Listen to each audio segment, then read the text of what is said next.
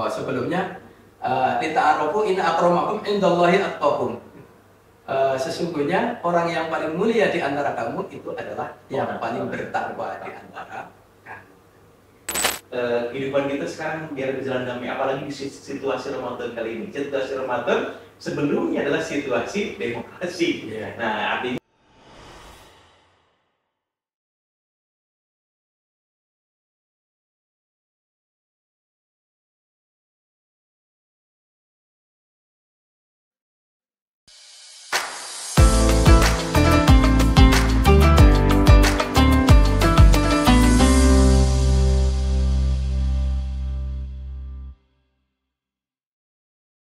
Oke, Assalamualaikum warahmatullahi wabarakatuh.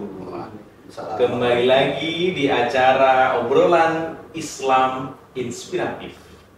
Bersama temukan Islam yang inspiratif. Selamat ngabuburit sobat dakwah. Hari ini kita kedatangan narasumber yang luar biasa. Beliau merupakan akademisi, praktisi, dan bahkan mungkin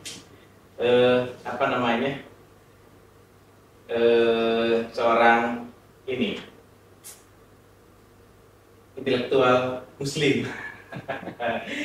Langsung saja kita sambut atau kita sapa beliau, Bapak Muridan.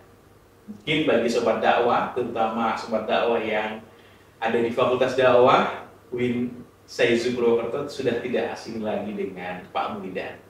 Selamat sore Pak Muridan. Selamat sore. Selamat ngabuburit Pak Muridan. Selamat ngabuburit. Nunggu maghrib. Alhamdulillah kali ini kita akan berbincang-bincang, akan ngobrol terkait dengan damai dalam keragaman adalah sebuah keniscayaan. Oke? Tentunya datangnya Pak Muridan ke sini, datangnya Pak Muridan dalam acara obrolan inspiratif sudah membawa kedamaian kita semua. Amin. Tentunya nanti kita akan lebih banyak mengobrolkan kedamaian di masyarakat yang heterogen. Yeah. Bahkan mungkin di wilayah Bani Mas Cakep saja budayanya begitu heterogen. Budayanya begitu banyak, bahkan mungkin bahasanya. Nah, tentunya bahasa Pak Muridan udah jelas bahasa yang campur aduk, ada Sundanya, ada Jawanya, Janda, ada Jawa Sunda. Yeah. Mungkin bagian di Blasteran. Kita adalah orang-orang Blasteran, Yeah. antara Jawa dan Sunda. Iya. Kalau saya ibuan dari Kebumen. Oh, saya sama, saya Bapak dari Jawa Barat. Etnis kita sama ternyata. Ibu saya Kebumen, bapak saya juga Jawa Barat. Ternyata kita memiliki frekuensi yang sama dari segi kultural. Iya. Sedangkan kita sekarang akan membahas tentang damai dalam keragaman adalah sebuah keniscayaan. Oke, kita akan beri waktu pada Pak Muridan untuk memberikan sedikit pengantar terkait dengan tema kita pada kesempatan ngabuburit kali ini, yaitu damai dalam keragaman adalah sebuah keniscayaan. Monggo Pak Muridan. Ya, baik. Sobat dakwah, perlu saya sampaikan bahwa keragaman adalah sebuah keniscayaan, karena memang pada dasarnya Allah Subhanahu wa Ta'ala itu menciptakan sesuatu itu di dunia ini sangat beragam. Ya. Kalau kita mengacu kepada aturan negara itu kan ada suku, agama, ras, dan lain-lain ya. Jadi sangat beragam, sukunya banyak, rasnya banyak, agamanya juga banyak. Walaupun yang diakui ada berapa? Ada 6. Tapi yang tidak diakui juga masih banyak. Mungkinkah kita bisa damai dengan banyaknya perbedaan itu? Jadi perbedaan suku tidak harus menjadikan konflik, gitu. Perbedaan ras tidak harus menjadikan konflik di masyarakat. Tapi bagaimana perbedaan ini menjadi sesuatu yang menyatukan, menguatkan bangsa ini. Bukan sebaliknya, perbedaan menyebabkan bangsa ini menjadi runtuh. Nah, Islam punya ajaran, gitu kan, di dalam Al-Quran itu kan disebutkan A'udzubillahi minasyaitonirrajim. Bismillahirrahmanirrahim. Ya ayyuhan nas, inna khalaqnakum min dzakari wa unsa wa ja'alnakum syu'uban wa qabaila lita'arafu inna akramakum 'indallahi atqakum. Ya ayuhan nas, wahai manusia, inna khalaqnakum, sesungguhnya kami jadikan kamu sekalian. Inna khalaqnakum min dzakarin, dari jenis laki-laki, wal unsa, dari jenis perempuan. Jadi laki-laki aja nanti masih ada yang gede, masih ada yang kecil dan sebagainya. Ini sudah beragam.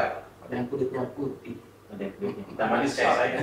ada yang kalau kalau saya sawo bosok, Sama bosok gitu ya. Itu minta dari jenis laki-laki, wal unsa, dan dari jenis perempuan. Ini juga nanti masih beragam juga, jenis perempuan, ya, suku, ras dan sebagainya. Itu dari sisi biologisnya, belum nanti dari sisi tujuan hidupnya dan sebagainya, pandangannya itu juga nanti akan beragam. Nah, untuk apa? Lita'arufu, untuk saling mengenal. Nah, dan mengenal itu kan bukan hanya mengenal apa namanya, siapa namanya, Mas, oh Mas Lutfi, bukan hanya seperti itu, tapi mengenal karakter dan sebagainya, sehingga nanti akan diketemukan karakter-karakter yang sama yang bisa untuk menguatkan apa namanya, persatuan dan kesatuan bangsa ini. Dan di ayat itu ditutup inna akramakum indallahi atqakum. Oh, sebelumnya lita'arufu inna akramakum indallahi atqakum. Sesungguhnya orang yang paling mulia di antara kamu itu adalah yang paling bertakwa di antara kamu. Dan orang-orang yang bertakwa ini adalah orang-orang yang punya derajat tinggi. Yang muttaqin ini jelas ya orang-orang yang toleran, orang yang menghargai yang lain dan sebagainya. Ini kita bisa belajar dari ayat itu, dan kita juga bisa belajar dari apa yang dilakukan oleh Rasulullah. Suatu ketika kemudian melakukan perjalanan ke tempat ibadah, ya, umat Islam ke masjid, melewati salah satu rumahnya orang Yahudi, nenek-nenek Yahudi. Nenek Yahudi itu kalau pas Rasulullah lewat, dia ada di depan rumah, dia nyapu Rasulullah. Kalau pas lewat, kotorannya disapukan ke Rasulullah tersenyum. Begitu, Rasulullah tersenyum. Besoknya lagi lewat lagi, sudah sudah dipersiapkan lagi dengan kotoran dan sebagainya dilempar. Rasulullah tersenyum. Sampai suatu saat Rasulullah tidak melihat itu, gitu ya. Tidak melihat itu, ibu-ibunya nggak kelihatan ini. Kemana? Kehilangan, Rasulullah itu kehilangan. Nggak ada orang yang usil ini. Orang yang biasa gangguin itu kemana? Akhirnya ditanyakanlah ke tetangganya. Ternyata sedang sakit. Ini sedang sakit. Akhirnya Rasulullah jenguk, dan Rasulullah itu kemudian membersihkan rumahnya dan sebagainya.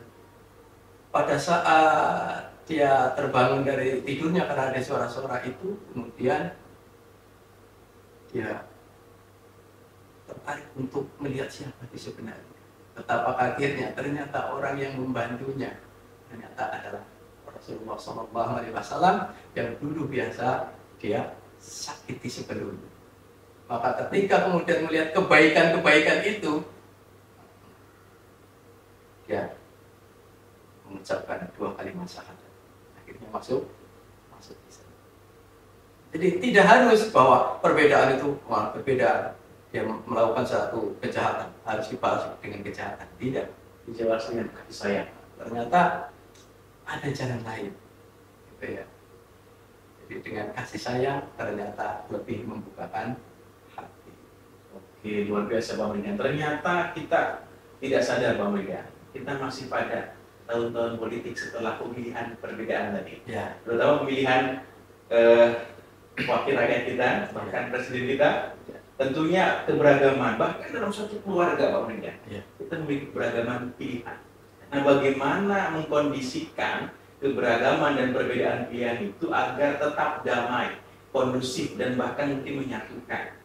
Nah, tentunya mungkin tadi prinsipnya adalah toleran dan sayang. Iya, nah, saya ingin tahu nih Pak Wildan punya pengalaman apa, bahkan pernah punya cerita apa, atau bahkan mungkin melihat fenomena yang nyata dari sekeliling kita, yang bahkan mungkin karena satu perbedaan tadi menimbulkan kekacauan, bahkan perdebatan, bahkan mungkin konflik dan sebagainya.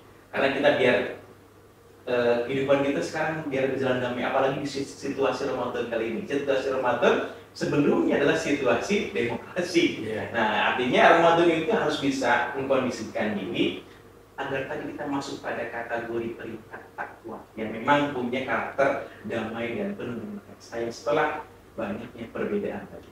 Enggak, enggak. Nah, karena ini Ramadan, Ya. di mana bulan kita diwajibkan berpuasa. Puasa itu kan pun, gitu kan. Bagaimana kemudian kita, kalau orang Jawa nyebutnya ngeker, bagaimana kita itu menjaga hati kita, mensucikan hati kita dari sesuatu yang menyakiti orang lain, ya, menyakiti orang lain. Walaupun sebelumnya perbedaan pilihan terjadi. Yang satu ada milih partai A, yang satu milih partai B, satu ingin mempengaruhi yang ini ingin mempengaruhi yang ini. Ya, sudah saatnya kemudian kembali lagi ke jalur utama. Kita kembali lagi kepada menjaga persatuan dan kesatuan bangsa, bahkan hidup kita bukan hanya untuk di dunia tapi juga untuk akhirat. Dengan apa? Ya, dengan kita kembali kepada nilai-nilai puasa yang kemudian kita bangun. Dan salah satu tujuan dari puasa itu tadi ada la'allakum tattaqun. Jadi inna akramakum indallahi atqakum, ada di pada momen la'allakum tattaqun. Ternyata dimensi takwa kita sobat dakwah tentunya ini sangat berkaitan dengan tema yang sedang kita bahas kali ini tentang damai dalam keragaman pilihan, keragaman pandangan, keragaman pemikiran, keragaman bahkan mungkin keilmuan, ya, bahkan mungkin keragaman prinsip. Prinsip itu ya, karena ada latar belakang pendidikan, atau keragaman pendidikan di struktur masyarakat kita mungkin keberagaman pendidikan sangat terlihat ya Pak, atau bahkan mungkin itu ada beberapa yang membuat kesenjangan itu. Dan kadang-kadang diskriminasi itu yang sedikit banyak menyulut konflik atau menyulut misalkan salah satu ketidakdamaian lah. Sedangkan kita di sini sobat dakwah sebagian besar adalah masyarakat akademis. Dan harapannya ketika kita masuk pada tahapan praktis, kita mampu menyebarkan kedamaian itu tanpa melihat latar belakang akademis. Kira-kira Pak Hulidan menyikapinya gimana? Karena mungkin sebagian besar sobat dakwah ini tidak hanya ada pada kalangan akademis, tapi non akademis, bahkan mungkin sebagian besar. Siapa tahu nanti segmen kita akan lebih pada sobat-sobat yang lebih heterogen lagi, tidak hanya menyoroti pada masyarakat akademis. Mungkin Pak Hulidan. Baik, bahwa orang butuh kedamaian itu bukan hanya bagi akademisi. Ya kebetulan kita itu akademisi yang menggeluti di dunia itu, tapi bahwa nilai-nilai dasar yang namanya kedamaian, keadilan itu ya milik bersama. Dan itulah cita-cita yang semua agama bangun, semua orang inginkan itu ya seperti itu. Maka melalui hal-hal yang dimiliki oleh masing-masing individu, yang akademisi dengan akademisinya, yang bukan akademisi, yang non akademisi punya apa, silakan gitu ya. Misalnya yang dai, yang guru ngaji dan sebagainya, bersama-sama untuk menjaga kedamaian. Jangan memaksakan bahwa pendapatnya lah yang paling benar. Bisa jadi pendapat orang lain juga benar, atau bisa jadi lebih benar di mata Allah Subhanahu wa Ta'ala, dan kita sedang mencari kebenaran. Dan tugas akademisi ya itu mencari kebenaran. Dan kita termasuk orang-orang yang beruntung karena kita diberikan kesempatan oleh Allah Subhanahu wa Ta'ala untuk menjadi akademisi. Tapi menjadi cerdas itu tidak selamanya harus dari akademisi. Jadi pendidikan itu tidak hanya formal, ada pendidikan non formal. Kita bisa mencontoh Gus Bahar tidak melalui pendidikan formal yang tinggi, tapi juga bisa setara dengan mereka-mereka yang menggeluti dunia akademis. Karena substansinya memang sudah masuk dalam nilai-nilai yang digaungkan oleh Islam gitu kedamaian. Betul. Nah, apapun kalau dilihat sobat dakwah dalam perspektif kedamaian, perbedaan apapun, keragaman apapun yang terjadi di lingkup kita, di masyarakat kita, kalau dihadapi dengan damai, disikapi dengan adil, disikapi dengan bijaksana, saya kira semuanya akan terbangun suatu keniscayaan, dan itu mungkin salah satu indikator untuk mencapai ketakwaan suatu. Mudah-mudahan kita bisa terus berjuang untuk menjaga kedamaian dengan berbagai keragaman, perbedaan, bahkan mungkin hal-hal yang terjadi di dalam kehidupan kita. Tentunya kita harus mengawal agama ini menjadi agama yang rahmatan lil alamin, dan salah satu untuk menjaga rahmatan lil alamin kita harus terus menjaga kedamaian, karena kedamaian itu sebuah keniscayaan. Begitu sobat dakwah sekalian, ya terima kasih atas apa yang sudah kita perbincangkan, terutama narasumber kita kali ini yang luar biasa. Saya kira orang-orang yang begitu dipandang berdamai. Nah, itu begitu dipandang pun sudah merasa sejuk. Nah, itu salah satu karakter yang ditampilkan Rasulullah, tidak menakutkan. Nah, ternyata kedamaian itu tidak hanya diwujudkan melalui perkataan, tapi dengan sikap dan perbuatan, bahkan mungkin dari gestur. Jadi orang-orang ketika dilihat berdamai, oh berarti orang-orang yang Islami. Nah, harapannya sobat dakwah sekalian di sini, mudah-mudahan karakter damai itu bisa kita sama-sama implementasikan di masyarakat kita. Tentunya kita bisa melihat sosok-sosok para alim, para ulama yang perkataannya damai, mungkin face-nya juga damai. Amin. Mudah-mudahan sama-sama kita belajar, terutama kita selaku masyarakat akademis, khususnya Fakultas Dakwah UIN Syekh Purwokerto, selalu bisa menjaga kedamaian bagi masyarakat kita sekitar, bagi umat Islam, khususnya umumnya bagi masyarakat Indonesia. Dan mudah-mudahan Indonesia tetap menjadi negara yang baldatun thayyibatun warabbun ghafur. Satu kalimat quotes untuk tema kita kali ini. Cukup satu kalimat, silahkan direnungkan 1 detik atau 2 detik, sampaikan kepada sobat dakwah. Kita kembali ke judul saja. Oke. Damai adalah keniscayaan. Luar biasa sobat dakwah, selalu jaga perdamaian dengan segala keragaman.